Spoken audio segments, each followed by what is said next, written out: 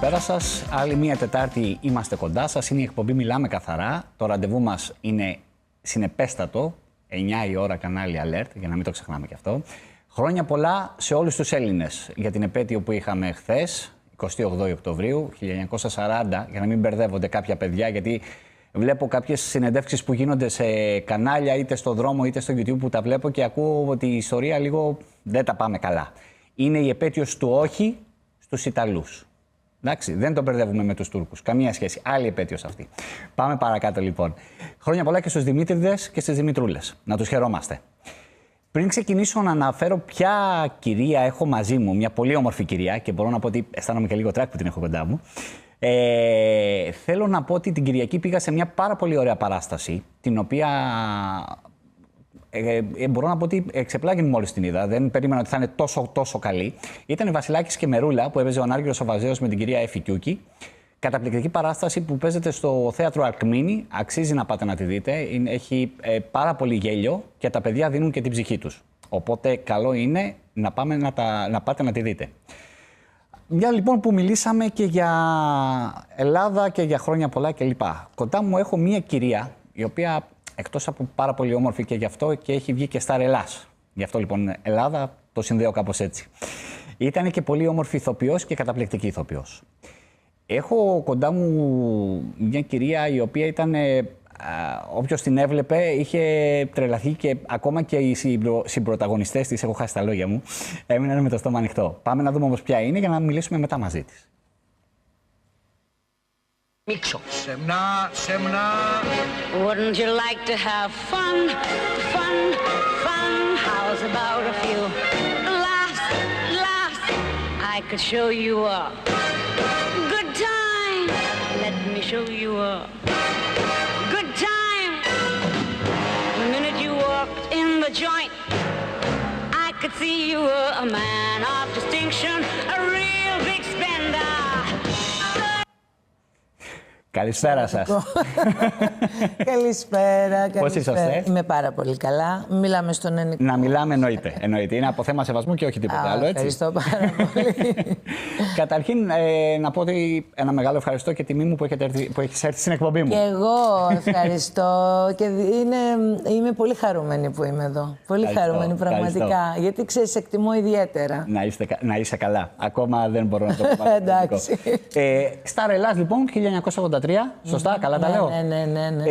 Η πρώτη μας ταινία που παίξαμε ήταν Ράκος 14, το 85 ή όχι? Ήταν η ταινία πρώτη, το Ράκος. Πριν από αυτό όμως προηγήθηκε μία βιντεοτενία. Μάλιστα. Οι Αναρχικές Καλόγριες με τη Μάρα τη Θρασιβουλίδου, την Έφη την Πίκουλα, στη σκηνοθεσία του Τάκη του Βουγιουκλάκη. Μάλιστα. Ήταν η πρώτη μου δουλειά αυτή, και μετά το Ράκος, και μετά από το Ράκος Δεκόπανη και άλλες 35 βιντεοκασέτες και 5 κινηματογραφικές, κάπου τόσα. Μάλιστα. Κάπου εκεί. Εγώ θέλω να σας ρωτήσω πώς αποφασίσατε από το κομμάτι, μάλλον πήγατε σαν Σταρ Ελλάς. Ναι. Πώς και δεν ασχοληθήκατε με αυτό το κομμάτι και πήγαμε στις ταινίες? Εγώ ήμουν από μικρή ήθελα να γίνω ηθοποιός. Μάλιστα. Από μικρή ήμουνα σε θεατρικές ομάδες.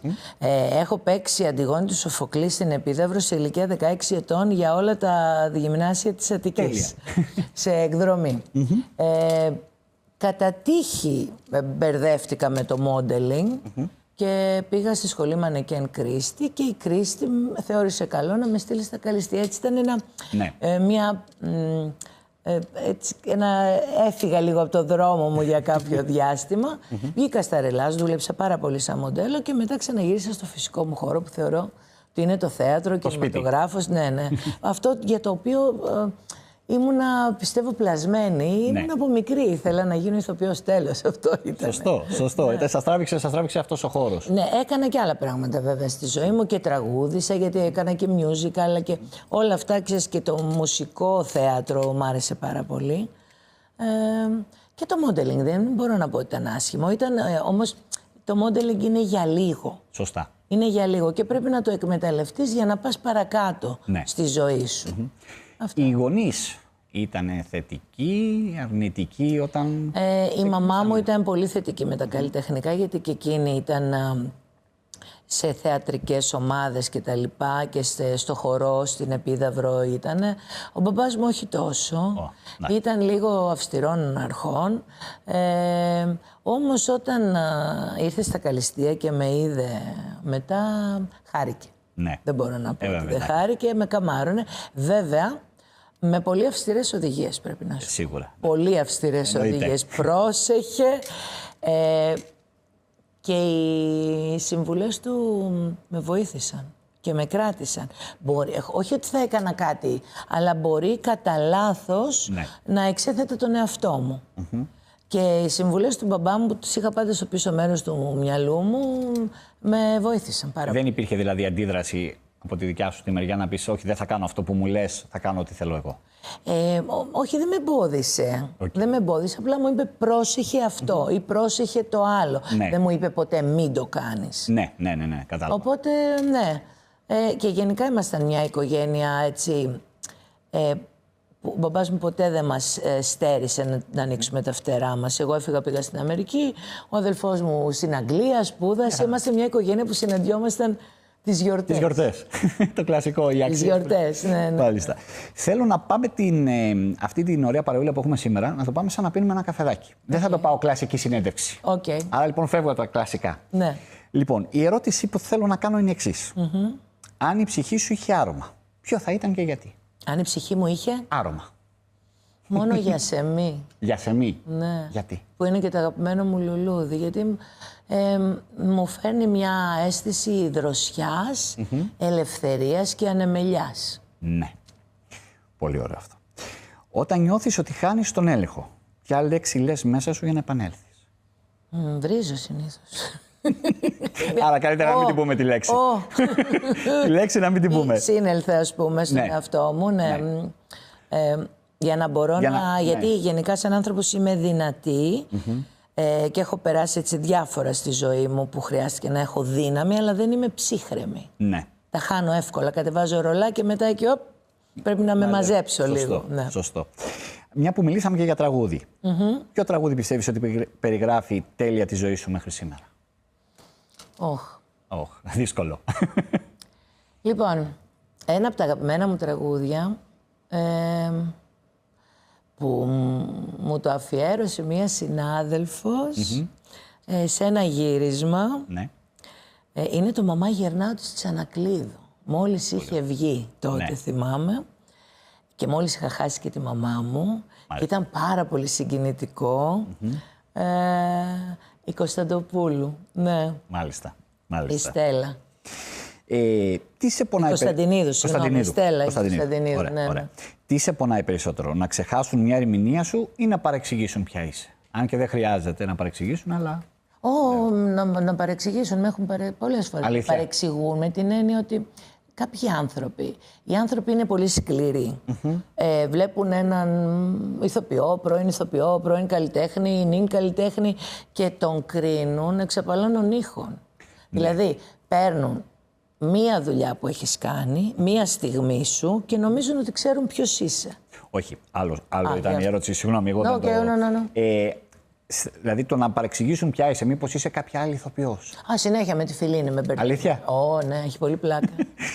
Είστε δύο ξεχωριστές κυρίες και οι δύο πανέμορφες. Ναι, αλλά στα νιάτα μας, επειδή είχα και πιο μακριά μαλλιά και τα λοιπά, και χίλια έτσι. Ναι.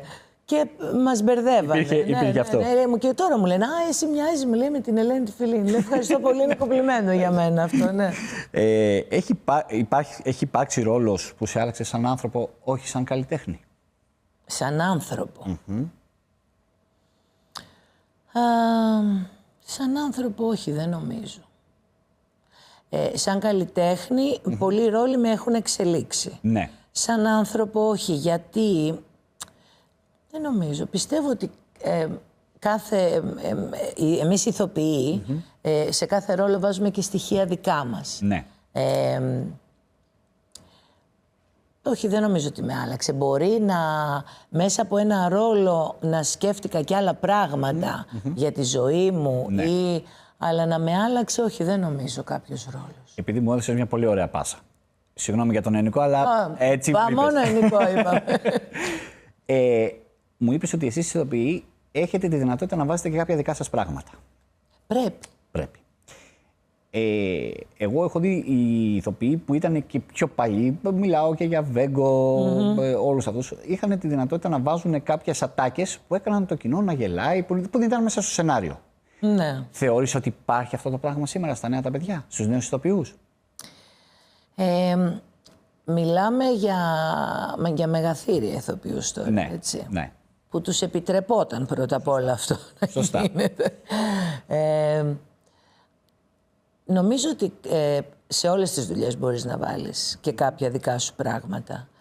Ακόμα και τώρα. Δηλαδή και εγώ, ας πούμε, στα τελευταία έργα που έπαιξα στο Δημοτικό Θέατρο Τρικάλων, μέσα από την πρόβα γεννιότανε και ένα αστείο καινούριο. Ναι. Και το δοκιμάζαμε. Και αν βλέπαμε ότι δουλεύει και άρεσε το σκηνοθέτη, το κρατάγαμε. Πιστεύω ότι υπάρχει χώρος. Αλλά όλο αυτό πρέπει να είναι, ας πούμε, ελεγχόμενο. Σωστά. Δεν πρέπει να υπάρχει ασυδοσία. Ναι. Δεν μ' αρέσουν εμένα οι συνάδελφοι, που δεν νομίζω τώρα να υπάρχουν βέβαια, που μπορεί να ξεκινήσουν και να αρχίσουν να βάζουν δικά τους πρόγραμμα, το οποίο αυτό γινόταν παλιά στην επιθεώρηση. Ναι. Γιατί βέβαια άλλαζε και η καθημερινότητα και οι ειδήσεις, καθημερινά γινόταν κάτι καινούριο, οπότε έπρεπε να βάλουν και καινούρια αστεία μέσα. Όμως το να ξεκινάς, Ναι. και να μην σταματάς από τις προσθήκες, Ναι. αυτό ενοχλεί και τους συναδέλφους επί σκηνής. Δηλαδή δεν είναι one man show, τίποτα. Σωστά. Είναι μια συλλογική δουλειά. Αυτή ήταν η ερώτησή μου. Υπάρχουν τα νέα τα παιδιά, έχουν αυτό το ταλέντο να το κάνουν αυτό όπως το κάνανε οι παλιοί? Ή όπως το κάνατε εσείς, σε εισαγωγικά παλιοί, έτσι? Δεν ξέρω. Ξέρεις, και επίσης αυτή η επιθεώρηση σαν είδος έχει ψιλοεκλείψει. Ναι. Ναι. Τώρα πλέον. Πολύ λίγοι κάνουν επιθεώρηση. Δεν έχω παρακολουθήσει ιδιαίτερα κάποιον να είναι σε κρεσέντο και να ξεφύγει τελείως από το κείμενο. Παλιά, γι' αυτό ας πούμε θυμάμαι εγώ που έχω κάνει επιθεώρηση και ήμουνα μαζί με τη Μάρθα την Καραγιάννη. Ναι. Αν ξεκίναγε να βάζει προσθήκες και να λέει πράγματα που συμβαίνουν, μετά έπρεπε να τις θυμίσω με τρόπο που είμαστε στο κείμενο για να γυρίσουμε πίσω, να τελειώσει το νούμερο. Σωστά. Ναι. Τι σε συγκινεί περισσότερο, ένα αυθόρμητο χειροκρότημα ή μια ειλικρινή σιωπή του κοινού? Παίζω λίγο δύσκολα σήμερα. Πολύ. Και τα δύο με συγκινούν το ίδιο. Εάν η σιωπή είναι σε σημείο που τη νιώθω και την καταλαβαίνω ως ηθοποιός και βγαίνει από την... Γιατί και το χειροκρότημα και η σιωπή βγαίνει μέσα από την ψυχή του κοινού. Δεν είναι κάτι το οποίο τους αναγκάζει να το κάνουν. Δεν μπορώ να ξέρω ποιο με συγκινεί περισσότερο. Νομίζω ότι η σιωπή ενέχει και μία παύση, μία αναμονή στο τι θα γίνει παρακάτω. Ναι. Είναι σαν να κρατάς λίγο την ανάσα σου, σαν κάτι τέτοιο. Με συγκινεί το ίδιο νομίζω και ένα χειροκρότημα και η σιωπή αυτή, γιατί περιμένει το κοινό τι θα γίνει. Τι θα γίνει, και αυτό σημαίνει ότι αν μη τι άλλο προσέχει. Σωστά. Αν μη τι άλλο είναι εκεί. Ναι. Δεν κοιμήθηκε. Δεν το πήρε ύπνος. Πόσο πιο δύσκολο είναι το κοινό τώρα ή τότε ήταν πιο δύσκολο? Νομίζω τώρα. Τώρα. Έχει δει τόσες ωραίες παραστάσεις. Ναι. Τόσους υπέροχους νέους ηθοποιούς, εξαιρετικούς. Έχει αλλάξει ο τρόπος παίξηματος. Έχει αλλάξει το είδος που παίζουμε. Παίζουμε πολύ κλασικό θέατρο τώρα. Ναι. Παλιότερα δεν παίζαμε τόσο. Το κοινό έρχεται έτοιμο για να δει δύσκολα πράγματα. Ναι. Και νομίζω ότι τώρα είναι. Τώρα είναι πιο δύσκολο. Ναι, τώρα είναι πιο δύσκολο. Ποιο αντικείμενο κρατάς στο σπίτι σου που έχει πραγματική συναισθηματική δύναμη? Συναισθηματική δύναμη. Μπορεί να έχει σχέση με τη δουλειά ή... Οτιδήποτε. Έχω αρκετά αντικείμενα. Έχω μία κούπα που μου χάρισε ο Γιώργος ο Κωνσταντίνου από μια θεατρική παράσταση. Έχω την κορδέλα μου τη Σταρ Ελλάς. Έχω μια μπλούζα του αδελφού μου που λέει «Όταν περιμένεις τα καλά πράγματα θα έρθουν». Πολύ ωραίο. Που είναι σημαντικό για τη ζωή μου αυτό. Αυτά είναι έτσι τα πολύ... Δίνουν την περισσότερη. Πολύ, ναι. Κομμωδία ή δράμα? Τι θα έπαιζες καλύτερα? Καλύτερα. Τώρα νομίζω δράμα. Τώρα δράμα. Ναι. Η κομμωδία είναι πιο δύσκολη. Ναι. Αλλά έχω κάνει αρκετές κομμωδίες στη ζωή μου. Τώρα νομίζω ότι θέλω να κάνω δράμα. Δράμα. Θέλω να κάνω δράμα. Κάτι βγάλαμε. κάτι. Something. Πότε ήταν η τελευταία φορά που ένιωσες πραγματικά περήφανη για σένα, χωρίς να το πεις σε κανέναν? Για κάτι που έκανες. Για κάτι που εισέπραξες. Πραγματικά περήφανη. Για επαγγελματικό, για προσωπικό. Για οτιδήποτε. Για κάτι που έκανες.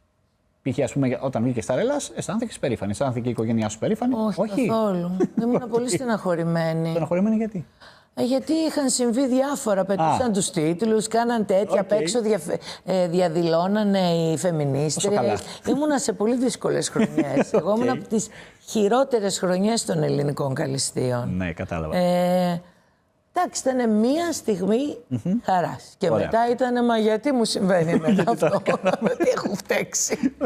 Άρα, ποια είναι αυτή που αισθάνεσαι πραγματικά περήφανη, χωρίς να το έχεις πει σε κανένα? Περήφανη αισθάνθηκα όταν γέννησα.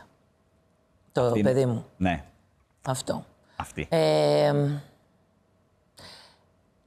Κάποια άλλη? Λοιπόν, να σου πω πότε αισθάνθηκα περήφανη. Ναι. Περήφανη αισθάνθηκα όταν ένα Σάββατο βράδυ είχε πεθάνει η μαμά μου και εγώ ήμουν στο θέατρο και έπαιξα 2 παραστάσεις. Μάλιστα. Χωρίς να βλέπω, χωρίς να ακούω, με μια θολούρα και τα κατάφερα. Και είπα ναι. Γι' αυτό λέω ότι από εδώ και πέρα εγώ δεν χρωστάω τίποτα στο θέατρο. I've paid my dues, τα έχω πληρώσει τα χρωστούμενά μου. Πολύ σωστό. Ναι. Γιατί λένε, ξέρω εγώ, οι ηθοποιοί παίζουν, μόνο νεκρός δεν πας στο θέατρο. Αυτό ήταν αλήθεια. Ναι. Εκείνες τις εποχές ήταν όντως αλήθεια. Ναι. Έπρεπε να έχεις σπάσει χέρια πόδια. Για να μην πας. Ναι. Τώρα ισχύει αυτό? Τώρα δεν νομίζω. Τώρα είναι πιο ελεύθερα τα πράγματα. Αν και εμένα τότε με ρώτησε ο Γιώργος ο Κωνσταντίνου. Μου λέει, θα παίξεις? Ναι. Είχαμε 1000 και άλλα 1000-2000 άτομα. Μάλιστα. 2 παραστάσεις. Τι να κάνω? Ναι. Τώρα νομίζω είναι λίγο πιο εύκολο. Τώρα είναι πιο εύκολο. Ναι. Αυτό. Σου είπα και εγώ σήμερα πολλά, Υπάρχει κάποια συμβουλή που σου έδωσαν μικρή και σήμερα θεωρείς ότι είναι τελείως λάθος?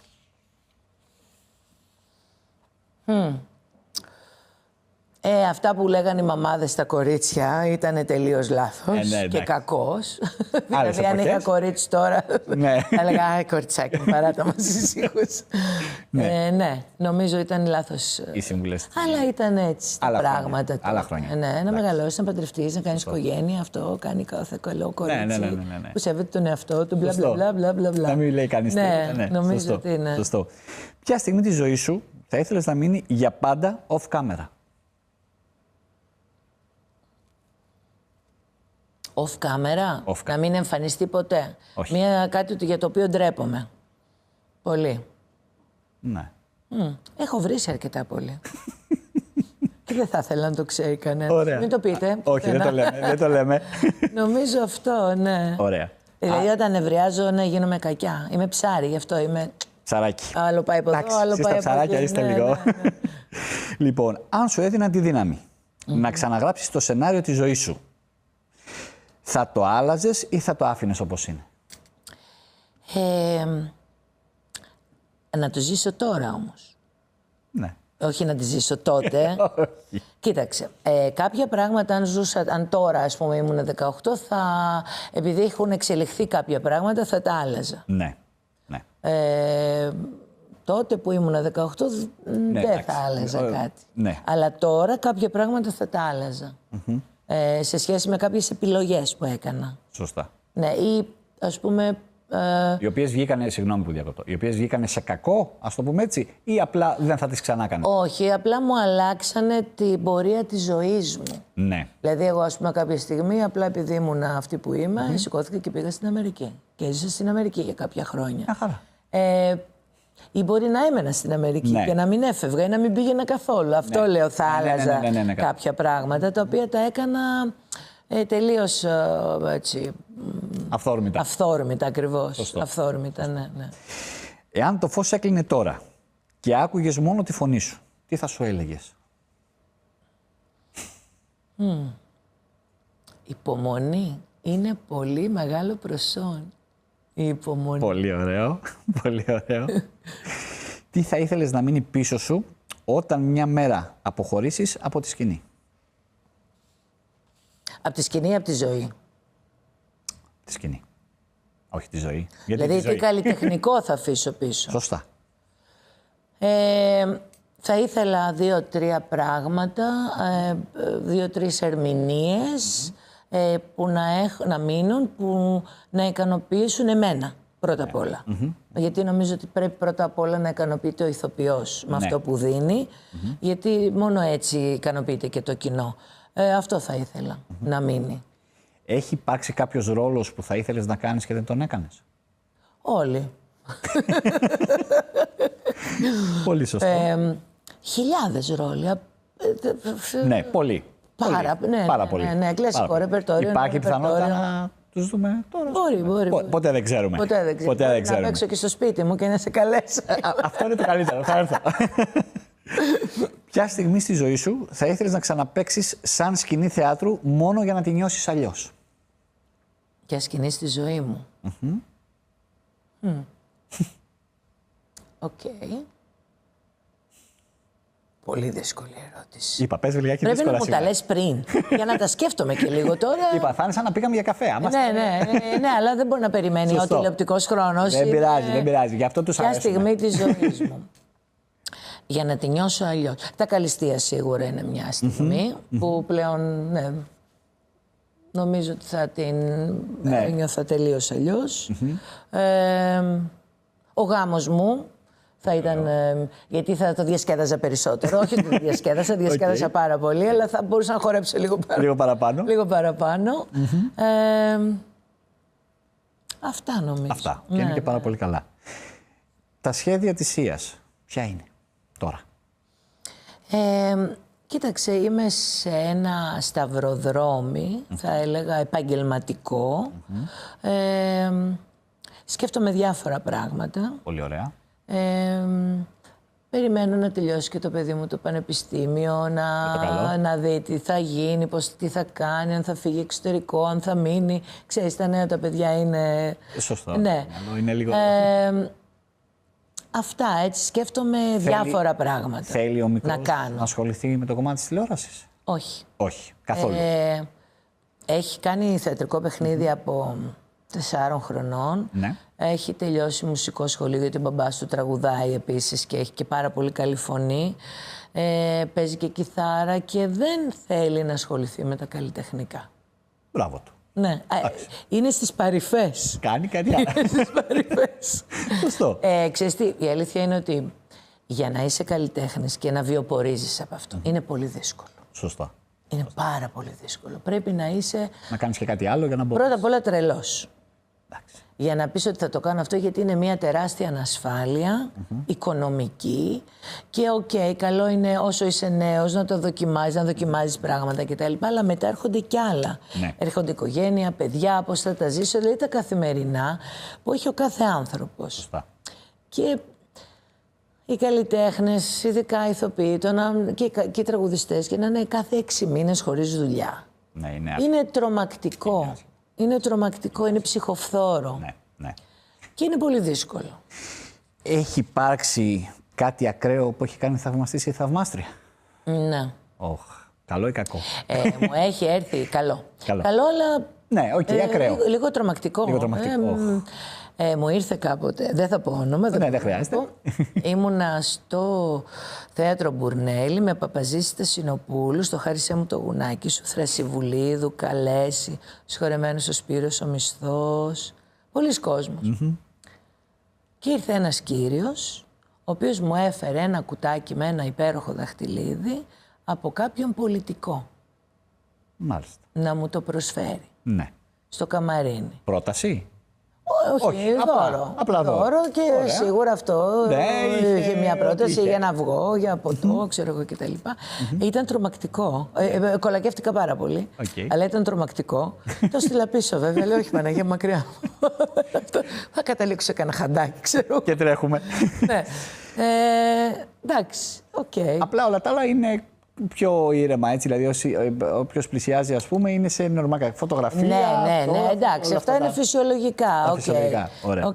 Και επίσης θυμάμαι κάποια εποχή που έκανα ένα σύριαλ με το Θάνο Λιβαδίτη στην τηλεόραση και είχα βγει στο δρόμο στη γειτονιά. Εγώ μένω λεωφόρο Βουλιαγμένης.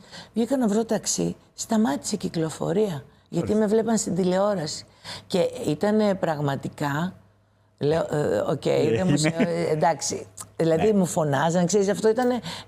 Γιατί όταν είσαι στην τηλεόραση, αλλά εκείνα τα χρόνια δεν υπήρχε αυτή η έκθεση. Όχι. Δεν μπορούσα να φανταστώ ότι θα συνέβαινε. Το έχω ζήσει με τον Ψάλτη και με τον Λιβαδίτη, όχι με τον Ξανθόπουλο. Στο Σύνταγμα.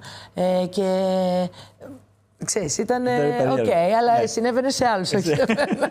Και όταν μου συνέβη ήταν πραγματικά, wow, ωραίο. Τι θα έλεγες στα νέα παιδιά που θέλουν να ασχοληθούν με το αντικείμενο? Πολλή δουλειά, επιμονή, γιατί έχουν δυσκολέψει πολύ τα πράγματα. Έχουν απλώσει βέβαια οι δουλειές, αλλά έχουν δυσκολέψει και τα πράγματα. Ναι. Εγώ είσαι σε μια εποχή που δεν υπήρχε ιδιωτική τηλεόραση. Τότε ξεκινούσα. Ήμουν από τις πρώτες που μπήκα. Υπήρχε βιντεοκασέτα και μετά όταν τελείωσε η βιντεοκασέτα, τέλος. Ήταν τρομακτικό. Ναι. Δεν είχαμε τι να κάνουμε. Ναι. Να προσπαθήσουν πάρα πολύ να επιμένουν. Να επιμένουν. Γιατί ποτέ δεν ξέρεις. Μια πόρτα αν ανοιχτεί, μετά βρίσκουν το δρόμο τους σιγά σιγά. Θα σου άρεσε να προσφέρεις την εμπειρία σου στα νέα μας τα παιδιά, στα νέα τα παιδιά, στους ηθοποιούς? Πώς δηλαδή? Σαν καθηγήτρια για να τους βοηθήσεις. Επειδή στα Τρίκαλα έχω θέατρικά εργαστήρια. Ναι, έχω θέατρικά εργαστήρια και για παιδιά και για ενήλικες. Είναι και έκανα εκπαίδευση στο Λάκη τον Κουρετζή, στο θεατρικό παιχνίδι, για το θεατρικό παιχνίδι. Και έχω και ενήλικες και παιδάκια. Τέλεια. Ναι. Τέλεια. Και προσπαθώ. Εντάξει, είναι δύσκολο το θεατρικό παιχνίδι. Ναι, είναι διαφορετικό. Είναι διαφορετικό. Πριν σε χαιρετήσω και να σε ευχαριστήσω που ήσουν εδώ κοντά μου. Ευχαριστώ. Θέλω να μου υποσχεθείς ότι παρόλο που δεν μου είπες ποια είναι τα σχέδια, τα κρατάμε κρυφά και καλά έκανες. Όταν τα ξεκινήσεις, θέλω να ξανάρθεις να τα πούμε. Όταν ολοκληρωθεί, θα είσαι ο πρώτος που θα πάρω τηλέφωνο. Τέλεια. Ευχαριστώ πάρα πολύ. Και ήταν εγώ. τιμή μου. Είχα κοντά μου την κυρία Σία Φαράκη. Εγώ τη λέω κυρία γιατί είναι μια κυρία. Ήταν τιμή μου. Πάμε σε διάλειμμα.